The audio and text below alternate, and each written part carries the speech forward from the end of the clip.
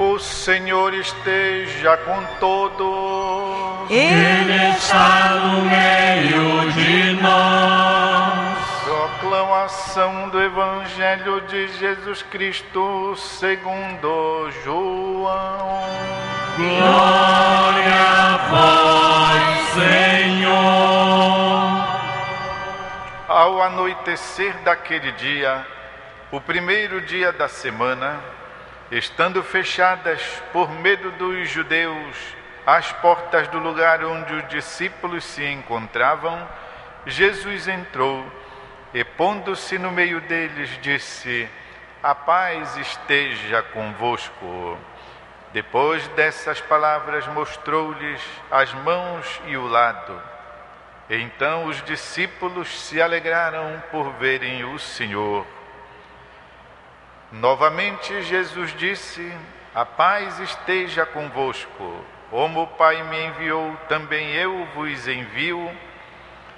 E depois de ter dito isso, soprou sobre eles e disse: recebei o Espírito Santo. A quem perdoardes os pecados, eles lhes serão perdoados. A quem não os perdoardes, eles lhes serão retidos. Palavra da salvação. Glória a vós, Senhor.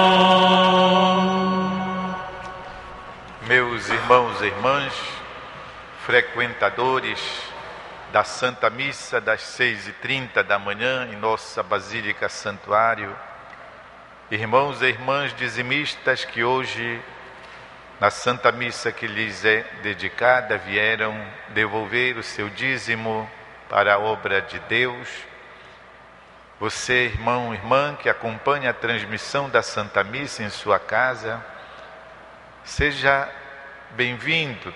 Tomara possam ser também bem acolhidos nesta casa de nossa Mãe do Céu, a Virgem Maria, para neste dia com ela e sob a sua presidência fazermos nós também uma experiência de igreja, uma experiência de cenáculo de Jerusalém, uma experiência de Pentecostes, mas não apenas de um fogo que se apaga daqui para ali, senão que a experiência de um fogo que acompanhe a nossa caminhada humana e cristã.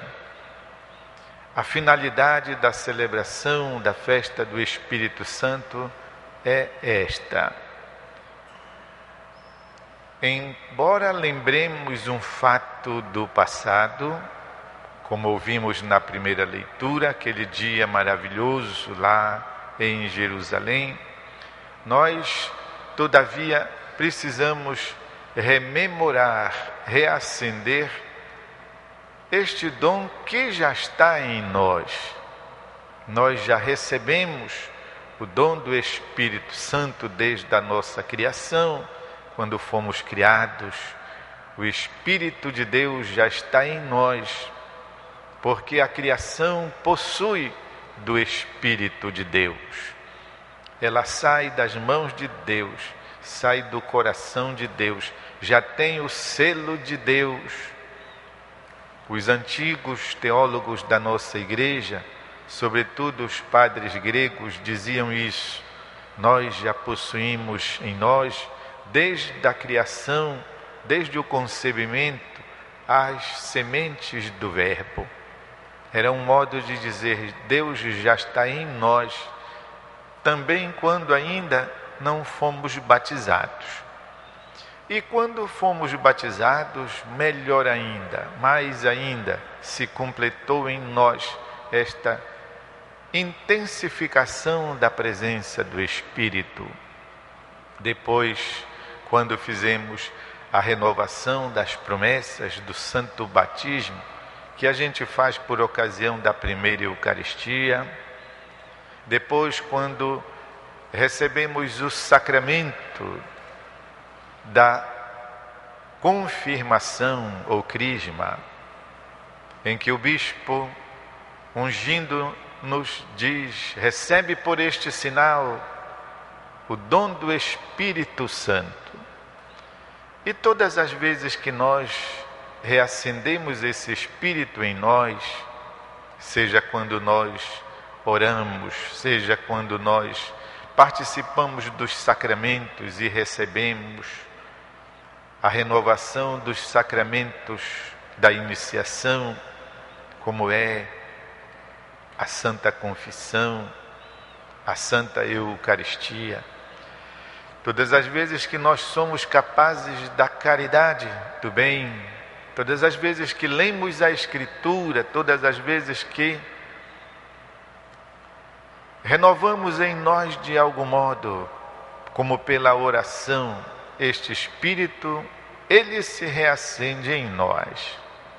Então, hoje, nós não vamos receber o Espírito, nós já o possuímos, ele já está em nós. O apóstolo São Paulo diz claramente isso. Vós já recebestes o Espírito Santo. Muitas vezes, como nós não temos assim uma ideia, digamos, clara do Espírito, fica difícil de a gente visualizar como seja este Espírito em nós. Por exemplo, com relação à figura do Pai, é fácil de nós mentalizarmos o Pai, não é isso? Muitas vezes nós temos a ideia de um homem velho, de barba, mas bondoso. Portanto, não é difícil de visualizar o Pai da Santíssima Trindade. Menos ainda difícil é nós visualizarmos o Filho. Tem na nossa cabeça, assim, um estereótipo de uma imagem do Filho, um jovem nazareno, belo, de olhos azuis, de barba, de cabelos longos, numa atitude misericordiosa. É fácil, cada um de nós tem o seu Cristo na cabeça. Quando a gente fala em Jesus Cristo, já nos vem a ideia clara de uma imagem. E o Espírito? São várias imagens para nos dar uma ideia. É o fogo, as bolas de fogo, é a pomba, é o vento, é a brisa suave, é a água. Todas elas são imagens para nos ajudar a entender, portanto, o Espírito do Senhor. E até mesmo esta situação é também meritória, porque assim nós enriquecemos mais ainda a nossa expectativa a respeito do Espírito Santo. Nenhuma figura é o bastante, é o suficiente para nos dar a ideia a respeito dele. Mas, se nós formos buscar nos efeitos, aí nós vamos encontrar tantas realidades que nos ajudam sim a entender o Espírito Santo pelos efeitos. O primeiro é o de tirar o medo. Tirar o medo. Os discípulos estavam em Jerusalém com medo. O Evangelho nos diz isso. Portas fechadas por medo dos judeus. Portanto, o Espírito é aquele que ajuda a superar o medo, ajuda a superar a fraqueza física. Eu fico pensando como é que o Frei Damião, já velhinho, com a cabeça já despingolada sobre o corpo, como é que ele fazia uma pregação para tantas pessoas sem microfone, e que o último velhinho surdo lá atrás da igreja escutava a pregação de Frei Damião com perfeição. Foi uma pessoa que me disse isto, e que estava lá quando era menino. Ouviu nesse lugar a pregação do Frei Damião, já muito velhinho, portanto não podia nem levantar a cabeça, falava para o peito, porque não havia microfone para espalhar a voz, pois ele fazia isso. E quem estivesse lá no primeiro banco entrando na igreja, escutava tudo que o velhinho santo dizia. Qual força sustentava Irmã Dulce da Bahia, a samaritana dos pobres, dos miseráveis da Bahia? Que força sustentava aquela mulher, de tão magrinha que um vento podia levá-la com facilidade, e no entanto a sua força fazia sustentar todas aquelas obras de caridade. Seu carisma não tem outra explicação, meus irmãos e irmãs. Mas não fiquemos só nesses santos de altares. Quem sustenta um pai de família, uma mãe de família, a governar a sua casa, a educar os seus filhos, a sustentá-los dando de comer nos tempos de hoje, a manter a disciplina, o respeito da casa, quem lhes dá esta força? Quem lhes tira o medo? Quem lhes garante que alcançarão isso? Só pode ser o Espírito de Deus, porque o mundo não ajuda muito hoje a criar filhos, a educá-los, a dar-lhes de comer. Hoje a situação é quanto mais difícil. Quem ajuda esses homens e mulheres ali na perseverança? Quem ajuda a sentirem-se fortalecidos e confirmados na fidelidade do casamento, no mundo que perdeu a vergonha a respeito disso e que escancarou todas as portas para o adultério? Quem ajuda um jovem? E aqui na Basílica Santuário tem tantos jovens que querem, apesar do hedonismo, viver a castidade individualmente, ou o namoro santo, como eles dizem, pedem e desejam e conseguem. Quem os ajuda não é certamente a cultura hedonista do mundo, mas só pode ser uma força que lhes vem do alto. E eles buscam no sacramento da confissão, na Santa Eucaristia, na oração, muitas vezes na penitência, buscam esta força de Deus. Tudo isso está incluído, pois, na lembrança que devemos fazer. O Espírito Santo está em nós. Não vai vir, já veio.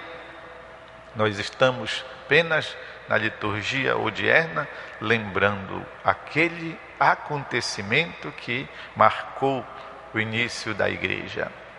Por falar nisso, o início da igreja, celebramos no domingo passado a festa da Ascensão do Senhor. Jesus, que terminada a sua missão terrena, volta para o Pai e passa a bola para os apóstolos. É isso.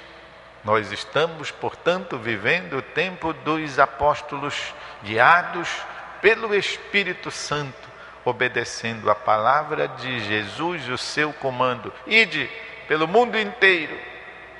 Meus irmãos e irmãs, ontem, ali pela boca da noite, aqui na nossa Basílica Santuário, em frente à Praça do Santuário, esta praça esteve superlotada de fiéis da nossa arquidiocese, da nossa igreja de Belém. Verdadeiramente uma experiência de Pentecostes. Nem a chuva afastou-nos. E o fervor era o mesmo se estivesse fazendo um solzão de 30 graus. Isso tudo mostra então um fato: a obediência ao mandato de Cristo. Eram irmãos e irmãs de todas as 70 paróquias da nossa arquidiocese, com os seus padres, com os nossos 5 bispos, Dom Alberto, Dom Vicente, Dom Teodoro, Dom Irineu, os vigários episcopais das regiões, e muito povo de Deus, com os seus sacerdotes, uma experiência bela que teve também como uma de suas partes a entrega do Congresso Eucarístico a acontecer em 2016 aqui em nossa Arquidiocese de Belém. 17º Congresso Eucarístico Nacional. Nós queremos ver em tudo isso, no cotidiano da vida das nossas igrejas, das nossas paróquias, na perseverança de todos os fiéis, nós queremos ver o cumprimento, a obediência ao mandato de Jesus. Ide pelo mundo inteiro, fazei as nações minhas discípulas, e eu estarei convosco todos os dias, até o fim dos tempos. A minha fidelidade, a sua, de cada fiel, está incluída nessa vontade. Vamos fazer um instante de silêncio para que alguma coisa da beleza da festa de hoje possa ficar em nosso coração.